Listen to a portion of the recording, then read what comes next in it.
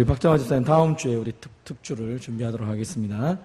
오늘 우리가 함께 본문의 말씀을 가지고 거짓 증거하지 말라라는 제목으로 함께 말씀을 나누고자 합니다. 한번 따라해 봅시다. 거짓 증거하지 말라.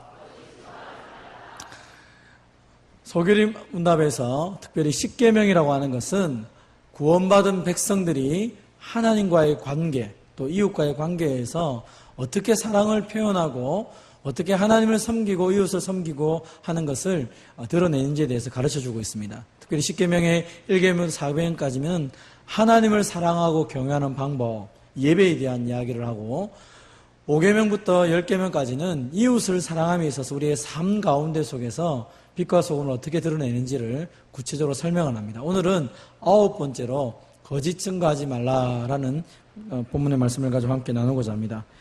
자, 소교리 문답 제76문 질문입니다. 제9계명은 무엇입니까? 시작. 네, 제9계명은 거짓 증거를 하지 말아야 되는데 내 이웃에 대하여서 거짓 증거를 하지 말라라고 이렇게 말씀을 하고 있습니다. 특별히 그러면 이웃이라는 것은 누굴 말합니까? 우리의 이웃, 너의 이웃이라는 것은 가깝게는 우리로 말하자면 교회의 일원이라든지 또 혈연 관계를 맺고 있는 가족이라든지 우리 주위에 있는 사람들, 적어도 나하고 만나서 이야기를 하고 관계를 가질 수 있는 사람들, 내 주위에 있는 사람들에 대해서 우리가 거짓 증거를 하지 말라라고 말합니다. 왜냐하면 우리는 하나님의 말씀을 맡은 청직이기 때문입니다. 우리 오전에 배웠지만 하나님을 아버지라 부른다는 것은 우리가 하나님의 자녀가 됐단 말이죠. 하나님의 자녀가 됐단 말이 무슨 말이에요? 사람들이 우리 보고 하나님을 알고 하나님께 경배를 한다는 것입니다. 우리 아이들이 집에서 잘못하고 밖에서 잘못하면 이웃의 사람들이 뭐라 말합니까? 네 아버지가 누구냐? 이렇게 바로 묻죠, 그죠? 우리가 살아가는 삶을 보면서 사람들이 말한다는 것입니다. 예수님 믿는다고 말하는데 진짜 예수님 하나님 믿는다고 말하면서 좀 이상하네 이렇게 말한다는 것입니다. 왜냐하면 우리의 말과 행동이 하나님을 드러내고 우리의 말과 행동이 예수님을 드러내기 때문입니다. 저와 여러분이 꼭 기억할 것이 하나 있습니다. 한번 따라해 봅시다. 나에게는 예수님이 계십니다. 그건 예수님 나와 함께 있다는 말이죠. 또 하나의 이 말이 있습니다. 나에게는 예수님의 이름이 걸려 있습니다. 그러니까 걸려있다는 말이 무슨 말입니까? 남들이 보면서 너를 보니까 예수님이 누군지 알겠다 이렇게 말하는 거죠. 상품을 하나 사면요, 상품이 고장이 나면 어디서 만들었느냐 회사에게 바로 전화를 합니다. 그럼 회사가 AS를 해주죠. 이거 내가 만든 거니까 고쳐주겠다라고 말합니다. 그래서 사람들이 그 상표를 보고 상품을 삽니다. 저 만든 회사 내가 저거 사야지. 어느 회사에서 만든 거는 정말 AS가 좋아. 항상 좋은 걸 줘. 진짜 좋은 회사는 어떤 회사입니까? AS가 필요 없는 제품을 만드는 것이죠. 근데 그런 회사가 없기 때문에 AS가 잘 되는 회사를 찾고 있긴 했는데 하나님을 드러내는 사람, 바로 저와 여러분이라는 것입니다. 옆 사람에게 한 번 더 이렇게 얘기합시다. 당신을 보니 하나님을 본 것 같습니다. 한 번 더 얘기합니다. 잘 보이네요. 우리가 하나님 얼굴을 어디서 봅니까? 옆 사람을 통해서 보는 거죠. 하나님이 안 보이시잖아요. 그런데 옆에 사람의 마음속에 계신 그 하나님 얼굴을 통하여 드러난다는 것입니다. 그러니까 우리가 만날 때마다 내가 이 사람을 만나고 있지만 집사님, 장로님, 권사님 마음에 있는 하나님을 만나는 거구나. 그런 마음으로 함께 만나는 것입니다. 자, 그렇다면 이 9계명이 우리에게 요구하는 의무가 뭡니까? 시작. 제9계명이 요구하는 것은 사람과 사람 사이의 진실함과 또 우리 자신과 우리 이웃의 명예를 보존하며 증진시키라는 것인데 특히 증언할 때에 그렇게 해야 합니다. 우리가 어떤 이야기를 할 때 말에 진실함이 있어야 되죠. 저 사람이 말하는 거는 맞아. 나 다른 사람 말은 안 믿는데 우리 교회 소장로님 말은 믿어. 소장로님 말은 100% 맞아. 나는 누구 말은 안 되는데 우리 교회 김장로님 말씀 확실해. 나는 김장로님 말씀 믿을 거야. 그런데 예를 들어서 아이, 목사님, 최 목사님 말하는 거 못 믿겠어. 야, 최 목사님 말했는데, 아이, 그거 믿지 마. 목사님은 이렇게 했다, 저렇게 했다, 왔다 갔다 할 수 있어. 여러분, 그렇게 만약에 된다 생각해 보세요. 그러면, 제 말이 권위가 있겠습니까? 없겠습니까? 전혀 없겠죠. 아이, 앞에서, 안녕하세요. 안녕하긴 뭐가 안녕해. 저 말도 거짓말일 수도 있어. 이렇게 되면 이상하잖아요, 관계가. 그죠? 그러니까, 사람과 사람의 진실함이라는 것은 내가 믿는 하나님 때문에 진실한 거예요. 내가 뭐 거짓말을 안 하려고 노력하는 게 아니라 하나님 앞에서 내가 서 있다는 생각을 하면서 이야기를 하기 때문에 진실한 것입니다. 그래서 사람이 만날 때마다 둘이 만나는 게 아니라 우리 둘 사이에 누가 계시다? 하나님이 계신 거예요. 그래서 내 말을 하나님을 통해서 저 사람이 듣는 거예요. 그러니까 내가 어떤 말을 해야 되겠습니까? 그 말에 대한 책임이 분명한 거죠. 하나님 앞에 사는 거니까. 그러면서 특별히 말을 할 때 상대방이나 또 나의 명예를 보존하고 증진시키라는 말이 무슨 말입니까? 높여주라는 것입니다. 말이라고 해서 내뱉으면 말이 되는 게 아닙니다. 어떤 사람하고 말을 하면요, 정말 짜증이 나는 사람이 있습니다. 왜요? 저 사람 말 틀린 게 하나도 없어요. 근데 기분이 무척 안 좋아요. 그 사람하고 말하면 틀린 게 하나도 없는데 이상하지 않습니까? 100% 저 사람 말이 다 맞아요. 그런데 정말 짜증나는 사람이 있어요. 그렇죠? 근데 또 어떤 사람하고 얘기하면 전 그 사람하고 얘기하면 할수록 기분이 좋아. 저 사람이 거짓말해도 진실인 것 같기도 하고. 하여튼 저 사람하고 말하면 너무 행복한 사람이 있어요. 왜요? 나를 굉장히 존중해 주니까요. 저와 여러분이 말을 할 때 중간에 하나님이 계시다고 믿으면요, 하나님을 향하여 말을 하면서 저 사람이 가기 때문에 존중할 수밖에 없잖아요. 그래서 화가 나더라도 확 바로 말을 못합니다. 왜요? 하나님이 계시니까요. 그래서 상대방의 명예와 상대방의 그 이름을 존중해주고 세워주는 것, 그것이 굉장히 중요하다라고 이 구계명에서 말을 합니다. 근데 우리 선조들은 이 구계명을 아주 깊게 묵상을 했습니다. 대결의 문답이거든요. 천천히 한번 같이 읽어봅시다. 내용이 너무 길거든요. 같이 읽어보겠습니다. 시작. 제9계명에서 요구하는 의무는 사람과 사람 사이의 진실과 우리 자신과 우리 이웃의 명예를 보존하고 증진하는 것입니다. 진리를 위해 나서서 옹호하며 재판과 정의에 있어서나 다른 어떠한 일에 있어서라도 진심으로 성실하게 자유롭게 명백하게 그리고 온전하게 오직 진실만을 말하는 것입니다.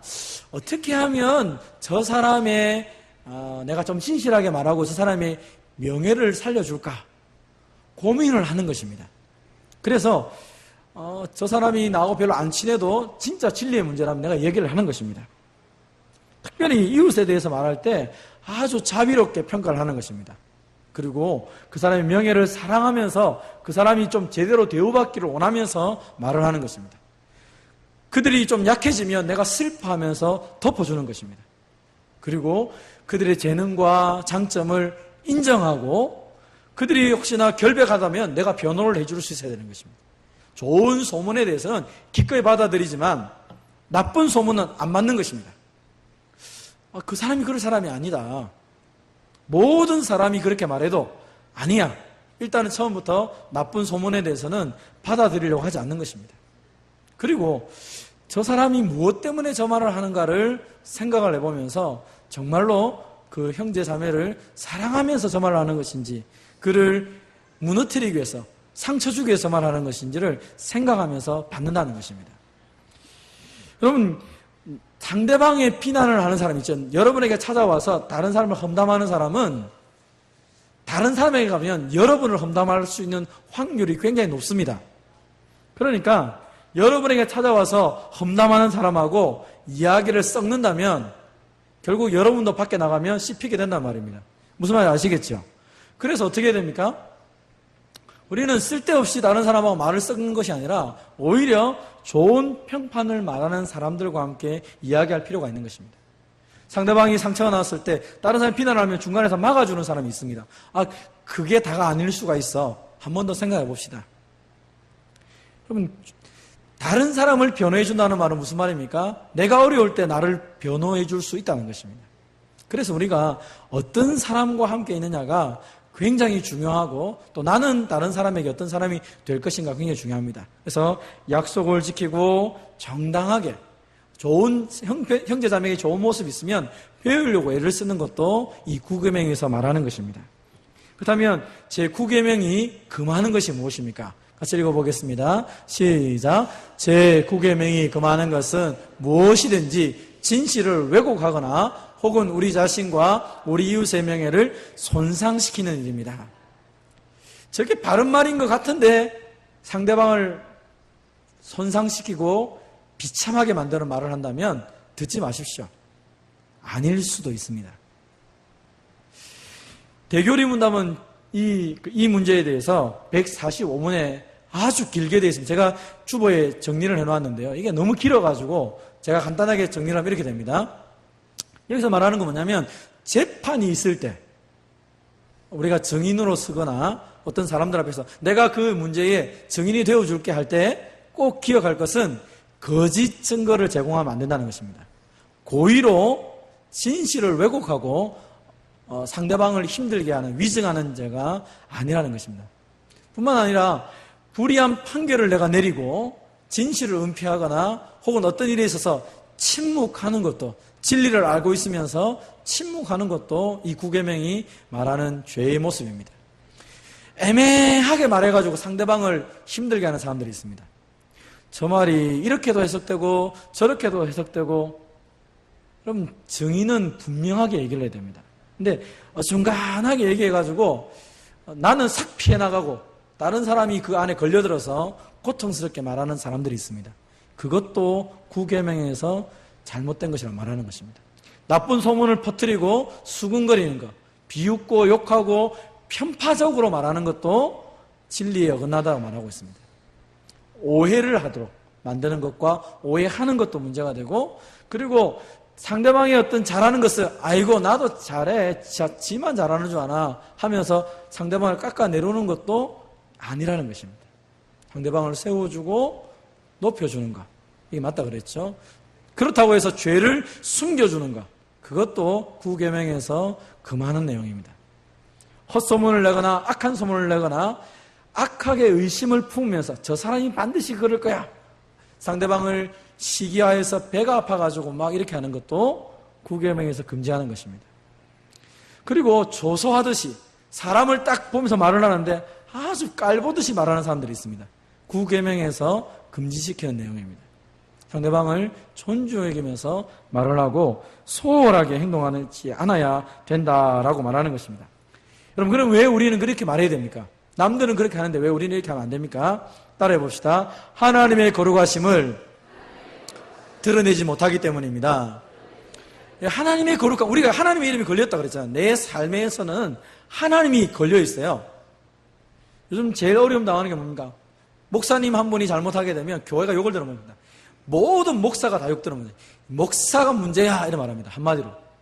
장로님이 한 번 잘못하면 난 아무것도 안 했는데 장로가 문제야 뭐 이렇게 말합니다. 권사님이 잘못하면 권사가 문제야 이래 말해요. 집사님이 잘못되면 모든 집사님이 다 잘못해서 말합니다. 아이고 성도가 잘못하면 교회가 문제야 바로 이렇게 나오죠. 내가 나 한 사람이 내가 잘못했는데 하나님이 욕되게 당하는 이유가 뭡니까? 우리의 삶에 하나님의 이름이 걸려있다니까요. 그래서 우리는 하나님 앞에서 말함에 있어서 굉장히 조심해야 되는 것입니다. 그리고 여러분의 말 한마디가 사람을 살릴 수도 있고 죽일 수도 있습니다. 그래서 우리는 형제 자매를 굉장히 귀하게 여기면서 말할 수 있어야 됩니다. 한번 따라해 봅시다. 형제와 자매는 예수님의 목숨하고 바꾼 사람입니다. 그래서 여러분이 형제 자매를 볼 때 함부로 그들을 향하여 말하지 않는 이유는 다른 게 아닙니다. 그 사람이 예뻐서도 그런 게 아니라 예수님이 저 사람을 위해 죽었기 때문에 내가 그것을 믿기 때문에 그 사람의 가치를 인정해주고 존경하는 것입니다. 자, 그러면 어떻게 하면 되겠습니까? 자, 9계명을 잘 지키는 방법입니다. 한번 따라해 봅시다. 우리의 혀가 자유되기를 원합니다. 그러니까 살리는 말을 하는 것입니다. 사람을 살리고 진실하며 그들을 분명하게 세워주는 어떤 말을 할 때 내 말 때문에 사람이 살아나야 됩니다. 제가 이렇게 예를 들어볼게요. 틀린 말은 아닌데 제가 지금 하는 말은 기분 안 나빠할 사람들에게 말하니까 괜히 마음 상하지 말고 들으세요. 제가 이렇게 말했습니다. 우리 집사람 보고 자네 정말 뚱뚱하구만 이렇게 말을 했어요. 그 말이 좋단 말입니까? 나쁜 말입니까? 잘 모르겠죠? 예? 나쁜 말이에요? 날씬한 게 좋다고 생각하면 나쁜 말이 될 수 있겠죠. 근데 뚱뚱한데 참 좋다. 왜? 너하고 당신하고 있으면 내가 든든하니까 좋아. 이래 말할 수도 있죠. 근데 말 하나가 어중간해요. 근데 무엇을 붙이냐에 따라서 이 사람이 살기도 하고 죽기도 합니다. 나는 처녀 때 당시에 너무 날씬해가지고 알프스 소녀 같은 예쁜 여자하고 결혼을 했는데 어떻게 많이 먹고 살이 쪄갖고 이렇게 하면 상처를 받고 막 충격받는 거야. 이거는 죽이는 말이죠. 살리는 말이 아닙니다. 그런데 이렇게 말할 수 있죠. 당신하고 결혼해서 알콩달콩 잘 살면서 영적으로 육적으로 많이 먹고 살면서 우리가 이렇게 든든해지고 이렇게 힘이 나고 넓게 되니까 넓게 사랑하고 많이 안을 수 있어서 좋아. 좋은 말이죠. 별로 안 좋은 말이야. 네. 어떤 말을 하느냐 굉장히 중요한 내용입니다. 살리느냐 죽이느냐. 우리의 삶 속에서 우리의 혀가 하나님 은혜 속에서 사람을 굉장하게 살려주는 게 필요하다는 것이죠. 두 번째 같이 읽어봅시다. 읽어봅니다. 시작. 말로 하나님과 다른 사람을 섬기기를 원합니다. 은혜의 말, 덕의 말, 살리는 말 똑같은 말인데요. 내 말을 들을 때 당신을 보니 은혜가 되고 위로가 되고 힘이 됩니다. 이게 정상이에요. 교회의 성도들이 모였을 때 나는 집사님, 장로님, 권사님하고 얘기하면 참 마음이 좋아요. 굉장히 필요하죠. 거짓말을 하라는 게 아니라 상대방을 힘을 줄 수 있는 말을 하는 게 좋아요. 우리 이제 이런 얘기를 합니다. 양해하고 들으십시오. 제가 설교를 하고 설교를 하고 딱 뒤에서 인사를 합니다. 어떤 말을 들으면 제일 기분이 좋을까요? 목사가 은혜 받았습니다. 이 말을 들으면 기분 좋을까요? 좋을 수 있습니다. 그죠? 그리고 목사님 오늘 참 잘생겼네요. 그것도 좋은 말이 될 수 있죠. 그죠? 네. 진짜 좋은 말은 뭘까요? 여러 가지 말이 될 수 있는데 저는 개인적으로 그렇습니다. 목사님 오늘 목사님을 통해서 하나님의 음성, 하나님을 만나게 돼서 너무 좋습니다. 아니면 하나님 오늘 예배를 통해서 하나님을 경험해서 참 좋습니다. 이런 말이 참 위로가 되더라고요. 하나님 목사님 손잡고 격려가 됩니다. 힘이 됩니다. 좋아요. 그런데 표현하지 않으면 잘 모르잖아요. 나가면 얼굴 인상을 팍 쓰고 나갔어요. 목사님의 설교가 안 좋아서 그런 게 아니라 오늘 기분이 나쁜 일이 생각났어요. 기분 나쁘게 나갔는데 얼굴 쳐다보면 오늘 내가 오늘 설교를 죽 썼구나. 이런 느낌이 들 때 있는 거죠. 나가면서 아무 말도 안 해. 인사도 안 하고 그냥 이래 나가요. 그러면 이게 뭐가 내가 실수를 했구나. 이런 생각이 들 때가 있다는 거죠. 목사와 여러분하고 얘기를 했지만 성도들끼리는 더 하죠. 인사를 했는데 상대방 안 받아줍니다. 안 받아주기 위해서 안 받아주는 게 아니라 딴 생각하고 멍 때리고 하고 있는데 인사를 했어요. 그럼 모를 수도 있습니다. 근데 기분 나쁩니다. 김 집사님은 내가 기도해도 인사를 해도 내가 사랑받지 않은가 봐. 인사도 안 받아주고 이런 분들이 있어요. 여러분 좋은 방법이 있습니다. 어떻게 하면 될까요? 여 사람 툭툭 치가지고 인사할 때 상대방이 느끼도록 만들어줍니다.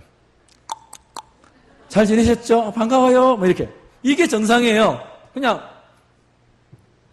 인사를 한 건지 안 한 건지 자기도 몰라. 알도록 해야 됩니다. 여 사람에게 알도록 한번 인사를 해보세요. 사랑합니다. 해보세요. 네. 보세요. 사랑합니다 말을 하는데 얼굴을 쳐다보고 눈을 쳐다보고 사랑해 이렇게 말하는 거하고 사랑합니다. 사랑하는 거야 안 하는 거야 도대체? 한 번 더 해보세요. 시작. 네, 눈을 쳐다보시고 사랑합니다. 예. 여러분 우리가 말로 사람을 섬길 수 있다고 말로 목사님 저는 힘도 없고요 돈도 없고요 나이도 많고요 아무것도 안 돼요. 하나 할 수 있습니다. 말로 섬길 수 있다니까요. 우리 권사님들이 예를 들어서 우리 집사님들 난 아무것도 못해 하신 그분이 나가면서 이렇게 말 한마디만 해주면 힘이 나요. 젊은 애들 보고 참 젊은 친구가 열심히 하는 거 보니까 좋아. 그 한마디 하면요 청년들이 뛰어다닙니다. 오늘 아이들 물놀이 했잖아요. 아이고, 젊어갖고 저게 뭐 하는 짓인가? 이러면 애들이 기분 나빠. 별로 안 좋아요. 근데, 와, 우리 교회에 저런 애들이 물놀이 하니까 천국 같아. 나도 뛰어 들어가 볼까? 뭐 이 정도 되면 최고죠, 최고의 표현이죠. 애들 물 튕겨주면 일부러 맞아주면서, 아이고, 물도 맞아줬네. 뭐 이렇게 해주면 최고 좋은 거죠, 그죠? 무슨 말인지 이해되시죠? 그래서 우리가 한마디의 말을 하면서 세워주는 게 좋습니다. 우리 아이들이나 젊은 사람도 마찬가지죠. 장로님이 지나가는데 안녕하세요. 안녕하세요. 이래 하면 못 알아듣습니다. 얼굴 쳐다보고 안녕하십니까. 장로님이 계셔서 마음이 좋습니다. 행복합니다. 자기가 기분 좋다는데 내가 기분 안 좋을 이유가 없잖아요. 그럼 기분 좋아지는 것이죠. 그래서 여러분 얼굴 쳐다보고 꼭 이야기해 주세요. 네, 한번 옆에 분 한 번 더 쳐다보시면서 할 수 있는 최고의 축복의 말씀을 한번 해보시기 바랍니다. 시작. 어르신이 계셔서 너무 좋습니다. 네. 얼마나 좋은지를 말해줘야 돼요. 살아나는 것입니다. 살아나는 것이. 네가 있어 좋아. 뛰어다녀도 괜찮아. 우리 교회는요 뛰어다녀도 괜찮아요. 그죠? 얼마나 좋은지 몰라요. 네. 자, 그러면 우리가 잘 보세요. 어려운 말 한마디 하고 마칩니다. 헛소문을 지어내는 사람에게는 그 혀에 마귀를 지니고 다닌다는 말이 있습니다. 헛소문을 받아들이는 사람은 그 귀 속에 마귀를 지니고 다닌다는 말이 있습니다.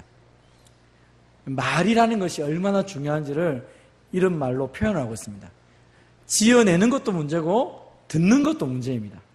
하나님이 우리에게 들을 수도 있고 안 들을 수 있도록 귀를 주셨습니다. 잘 기억하시고, 그래서 마지막으로 합니다. 같이 읽습니다. 시작. 우리의 힘이 아닌 성령의 도우심을 구해야 합니다. 여러분, 그래서 말이 툭 튀어나올 수 있습니다. 나도 모르게. 그리고 쑥 귀에 들어올 수도 있습니다. 그때 기도하셔야 됩니다. 하나님, 이거 말 옮기지 않게 해주세요. 이 말 잘못했다고 말하게 해주세요. 예수님을 따라간다는 것은요, 잘못을 인정하는 것입니다. 제가 만나본 사람 중에 진짜로 훌륭한 사람들은요, 자기 실수를 잘 인정합니다. 근데 어중중한 사람은 인정하지 않습니다. 사실 저도 어제 한번 누가 저한테 이상한 질문을 했는데 대답을 못할, 순간적으로 이걸 정확하게 말을 하려고 하니까 창피하고요. 둘로 말을 하려고 하니까 이게 양심이 찔리고요. 어중간하게 말을 했어요. 그분이 한 번 더 짚더라고요. 딱 짚었는데 제가 명확하게 얘기했습니다. 아, 이게 아니구나 하고 바로 그 자리에서 우리 이렇게 해서 이겁니다라고 정확하게 얘기를 했어요. 돌아와서 그 마음속에 계속 그 말이 남는 거예요. 아, 내가 그 순간에 내 체면 때문에 이것을 정확하게 말하는 것이 부끄러워서 둘러서 이야기를 하다 보니까 실수를 했구나 하는 생각이 들어서 그분에게 다시 다가가려고 정확하게 얘기를 한 적이 있는데요. 우리는 얼마나 마음이 약한지 은혜를 받았다고 진리를 말하는 게 아니에요. 은혜의 말을 하는 게 아닙니다. 하나님이 나를 도와주지 않으시면 바로 은혜 받고 나가는 순간 내 입에서 상대방을 죽이는 말을 할 수 있습니다. 그래서 부인을 해야 됩니다. 하나님 나를 도와주십시오.